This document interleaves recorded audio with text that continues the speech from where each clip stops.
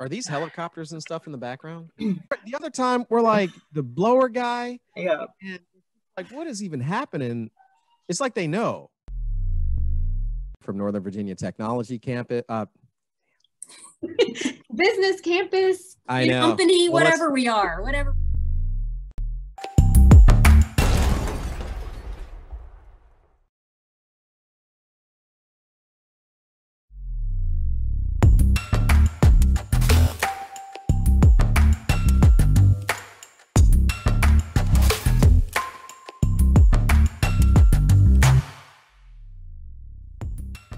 From the Northern Virginia Technology Council, I'm Philip Nathram.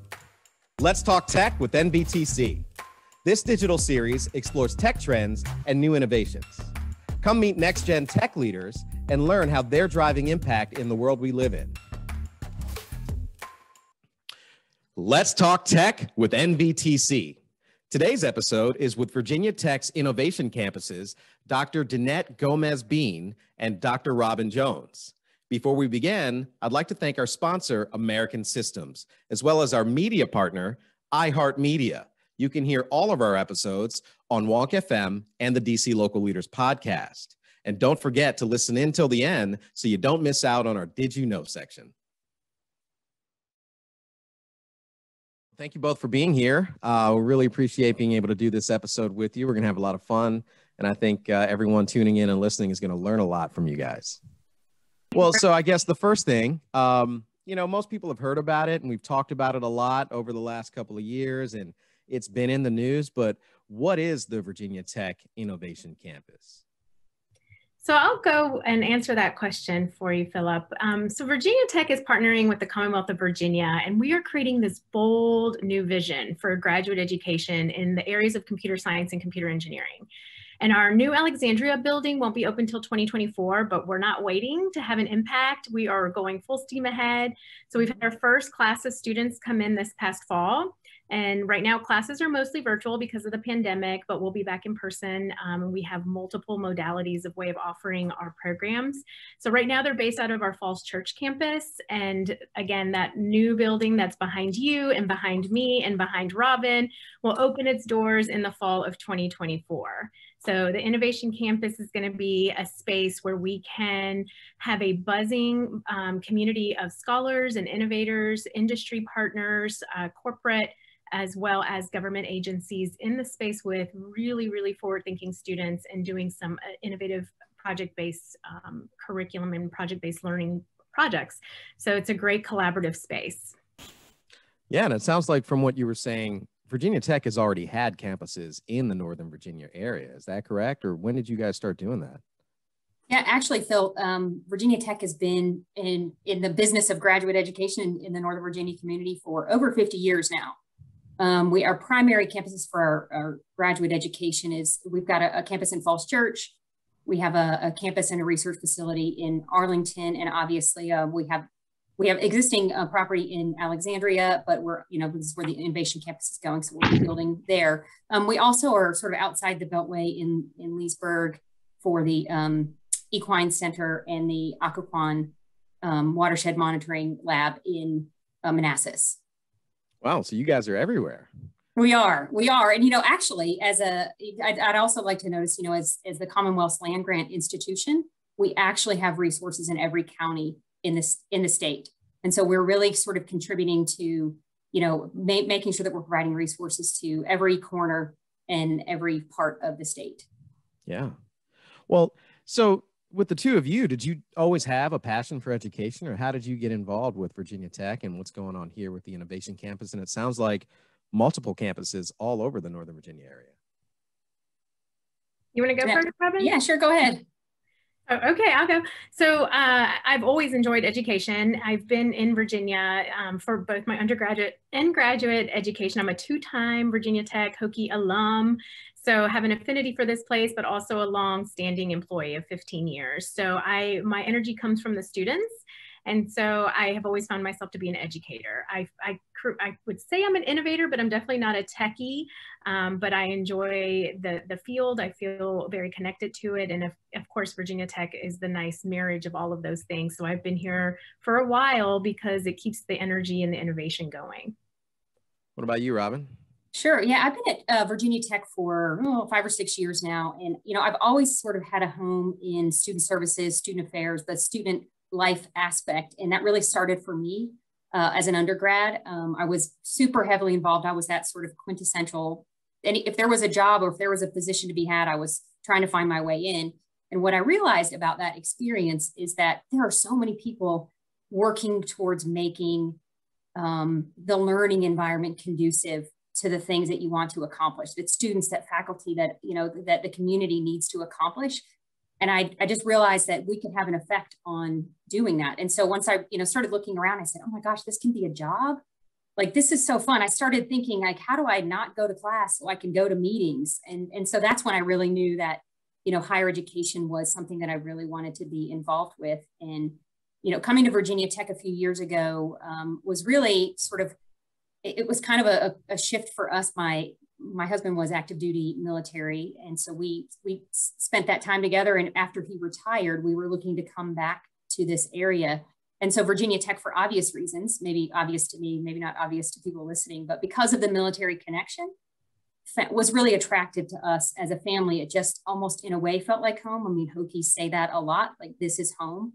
And coming here and having that experience really held true for us. Yeah. So one thing I didn't ask you, are you both in Blacksburg or are you both up here in Northern Virginia? Well, I started in Blacksburg and I have just moved up to the Innovation Campus HQ in Alexandria. So I've been working on the Innovation Campus initiative for almost 2 years now, basically since the beginning of the project, but recently have joined the staff up there. So started my time in Blacksburg. So I know this campus well from that direction. And so hopefully can bring some of that sort of Hokie Nation with me. And I'm here in Blacksburg, and the majority of my work is going to start here. We're really looking to have close ties with the graduate school here and some of the undergraduate students so they can begin to imagine what it's like to be in that innovation campus. So I am physically located in Blacksburg for the moment, and at some point maybe transition up into your area. Yeah. You know what's great actually about this, Phil? It doesn't really matter where anyone is. The energy is back and forth, but then also, it is like, it's one of the biggest things Virginia Tech has going right now, right? And so there's so much university effort and so much infrastructure around this initiative that you can be in Blacksburg, you can be in Falls Church, you can be in Alexandria, and we're all sort of moving in the same direction. So it's pretty neat to see that happen. Yeah, there's a lot of collaboration. I can just hear the passion for what you're doing. From the two of you, and we've had the benefit of having some other conversations. And one thing that a lot of us, especially in the technology industry or for Northern Virginia Technology Council for sure, we can look at this area, specifically Northern Virginia, and just see how much it's shifted and changed over the last 20 years or so, from the onset of when, the internet really became popular, I'd say within like the late 90s. Mm-hmm. Early 2000s. And that was right around the time where a lot of our member companies and people, they really started to headquarter here, and it's just become this exploding tech hub, tech area. And now we have Virginia Tech putting their innovation campus, which makes perfect sense to be in Northern Virginia, in addition to the other things you have. But, it's a big school. It's got a lot of majors, a lot of things going on. Has it always been a technology focused company, or would you say within the last couple of years, has that changed? Sorry, not company, but college. Yeah, well, you're around a lot of companies, so I can see how that's where you could go. So, but for higher ed, Virginia Tech's always been forward thinking. When we were founded 150 years ago, our two first majors were based in agricultural mechanical studies, which are very practical and kind of tech focused, right? They're about getting people to work. And so I would say the prominence of us in technology has been there since the inception of our institution. I think that's just grown over the last 150 years, and really not only grown, but it has also gathered momentum in this new age of technology. So Virginia Tech's College of Engineering, as you know, is always in the top 5 in the country, and we don't slow down for anything. So if technology is a part of it, we are at the cutting edge of it. And so we've got over 37,000 students at Virginia Tech. We've got a graduate school, an honors college, we've got a school of medicine, we have a vet school. So technology is just infused in kind of everything we do. We're interdisciplinary.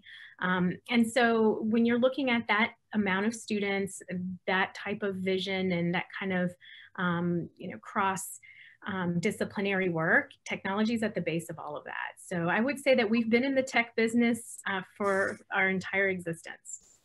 Yeah, I'd say so too. How many, but so for tech specific, graduates, how many folks graduate from Virginia Tech every year with some sort of technology or computer science based degrees? Yeah, so it varies because we have multiple disciplines. I mean, we have tech focus areas, even in our College of Liberal Arts. So it's hard to say that, these folks are the tech folks. Mm-hmm. So our commitment right now is in the two areas of computer science and computer engineering. So if you're looking at just those two, we have bachelor's holding students, we've got master's and PhD. And so if you add all of those up, they're all, again, within our biggest and quickest growing majors for now. So it's hard to give you that exact number, Philip, because again, that cross-disciplinarity is there. So we have students that are philosophers that have a minor in computer science. So again, they can go into multiple disciplines and fields that are technology based, even though that might not be their major. So it's hard to quantify that number. Right, I guess because technology just affects everything that we do in so many different, even the medical field now is becoming a technology field. So it's kind of hard to say.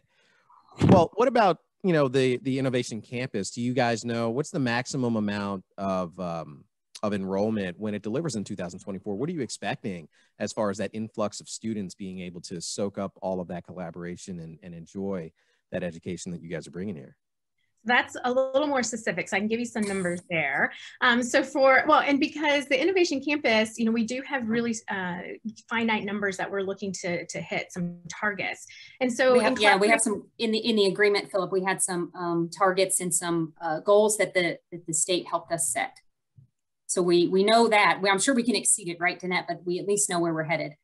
We know where we're headed. And so our commitment with the Commonwealth of Virginia with our Tech Talent Initiative, the investment program that the Commonwealth has made with Virginia Tech, it is a long-term game. So we have until about 2028, but our steady state will be about 750 master's students graduating.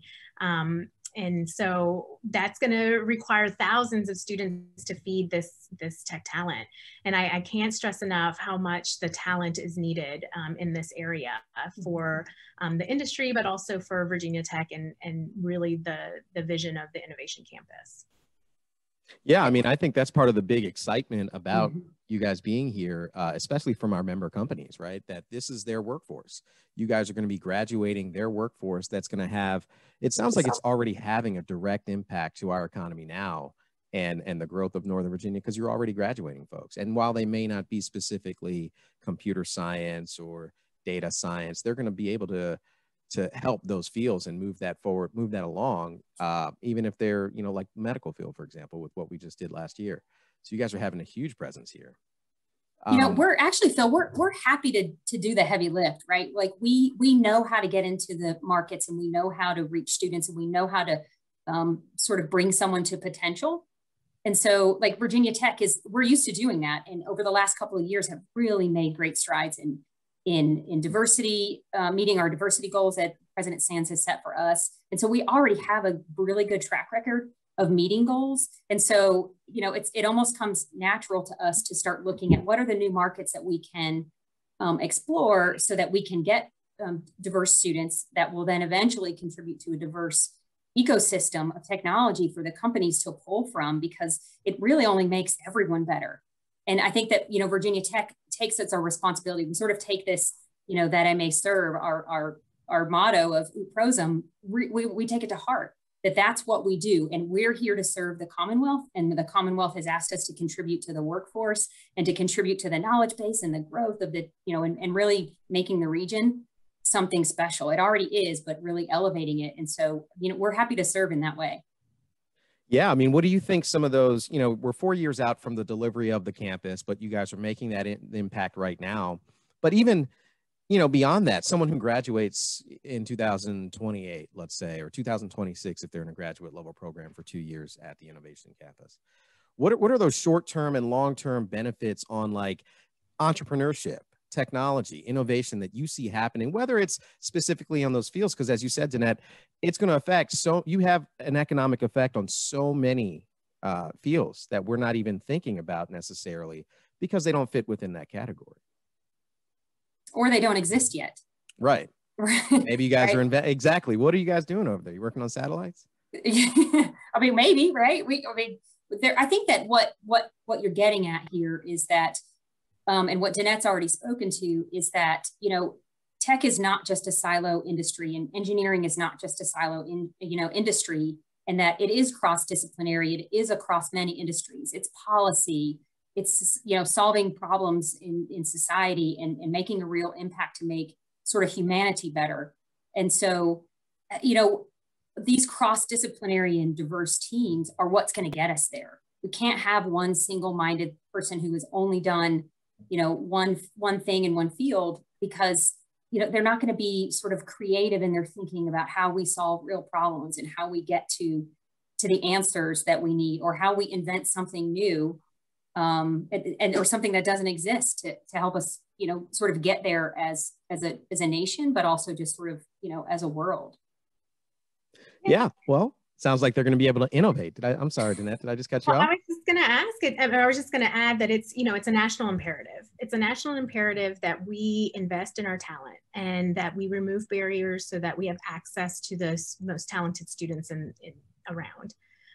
We do believe that proximity matters, and being there in Northern Virginia in that specific location is important because of your members. They're all around that area, right? So we want to be within, arm's reach of all of your colleagues that are going to be able to join us in this innovation.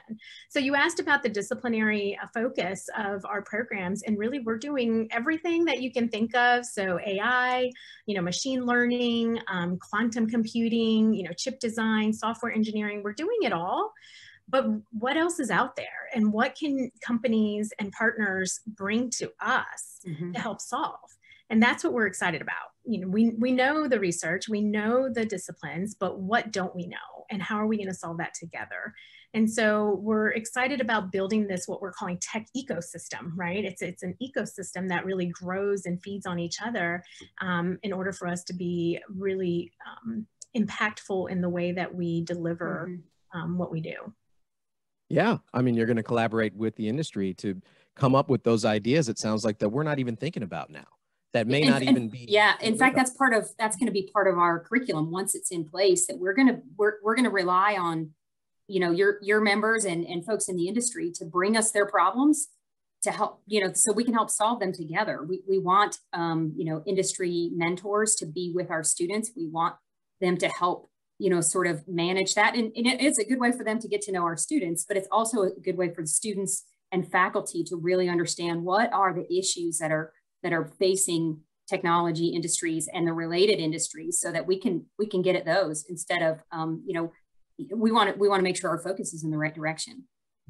Yeah. And I guess for the students too, I mean, that helps them. What kind of benefits? It helps them to be frontline and center with these companies and understanding what their challenges are, because their course curriculum, as you said, is going to be in as many disciplines as it takes to be as innovative and entrepreneurial as possible. But what kind of is the Innovation Campus going to help them with job placement and initiatives to get them in front of people, government organizations, companies, that sort of thing? Yeah, absolutely. So, I mentioned that, certainly they're going to be working on problems and thinking about technology, but those project-based learning groups, they're going to be learning about leadership and about team dynamics and about managing time and managing and, inspiring others to do work. So they're also gaining a skill set that you just don't get in a traditional academic program. So it sort of sets them apart, and it gives them the experience to lean on when they are looking for a job later. I mean, we would hope that there's some organic connections that will happen, right? Obviously, if we've got partners in our building, that we'll hope that there's some good organic, and I think we can more than hope for it, right? It's going to happen, that the introductions are going to be made in those. But we already have a longstanding history of high placement rates of both our graduate and undergraduate students in the DC area.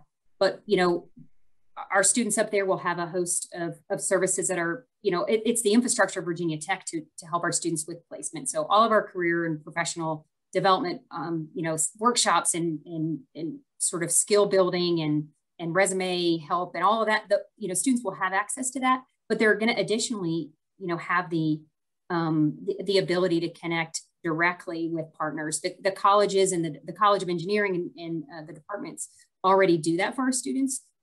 Our faculty are so connected into the industry. They probably know many of your members and know what's happening. So our faculty will be able to help make that possible for students as well. I mean, some of the traditional things, you think of career fairs, but I think we can do better than that. That's a very passive transactional way of doing job placement. But I think we hope to make it more, you make it more pathways with our partnerships that we have with, that are companies and our agencies that will be with us that they're going to want to hire our students. So I feel like they're going to be flying off the shelves, Dannette. What do you think?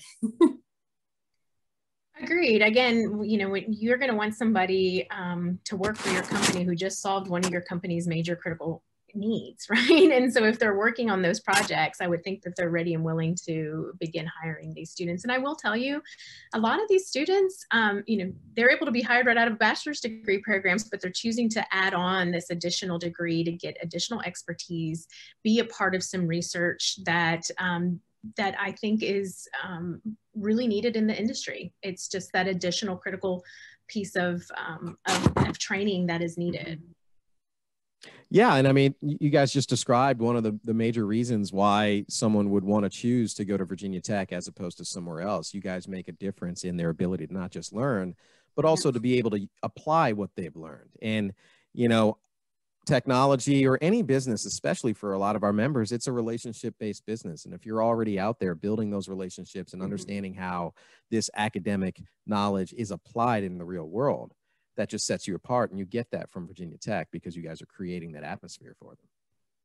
So, I mean, I guess the next question is, let's say students, how do they get in touch with Virginia Tech? How do they enter their programs? And are there any, scholarships, deadlines?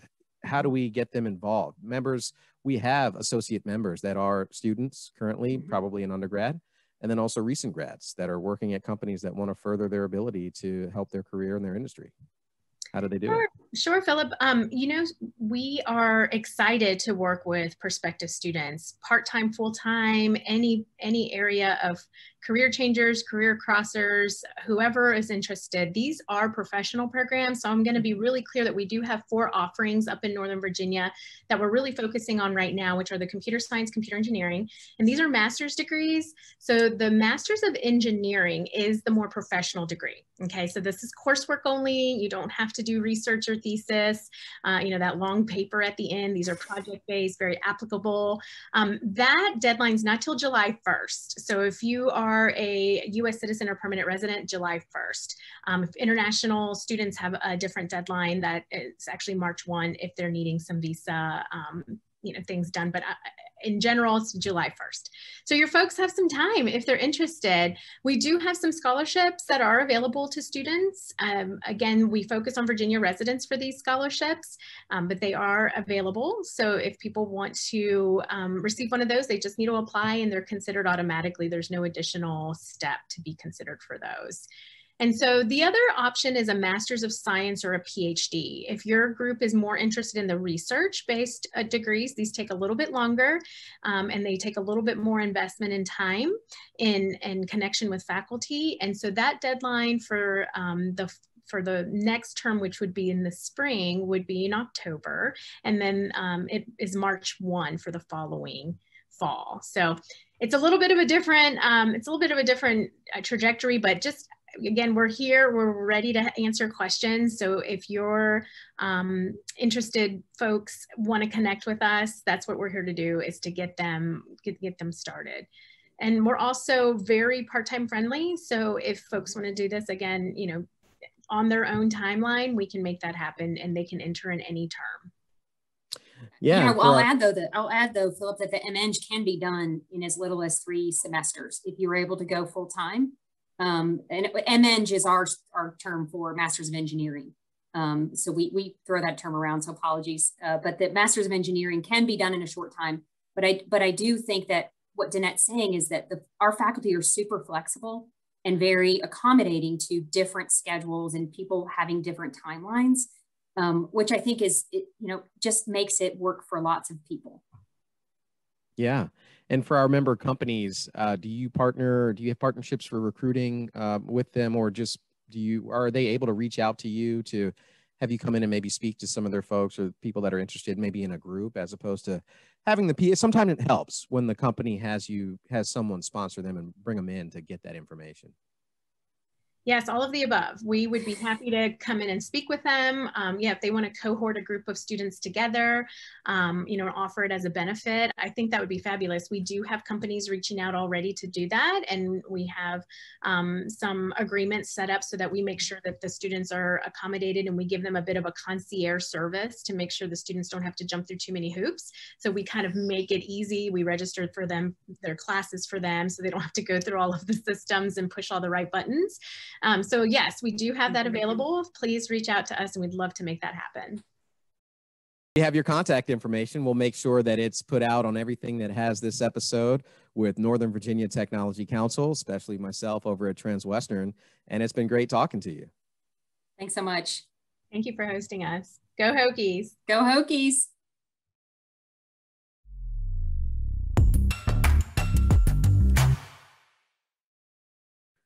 All right. Thank you, Robin. Thank you, Dannette. And now it's time for Did You Know?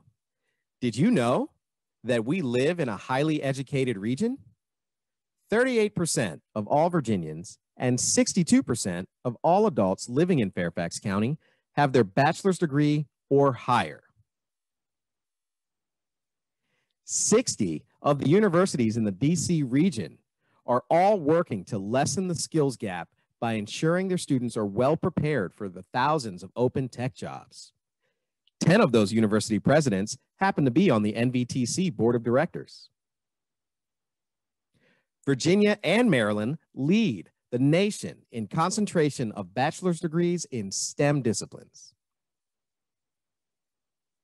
Thanks again, and we look forward to seeing you at next month's Talk Tech. In the meantime, follow us at Nova Tech Council on Twitter and LinkedIn, and remember to sign up for the latest tech news at nvtc.org.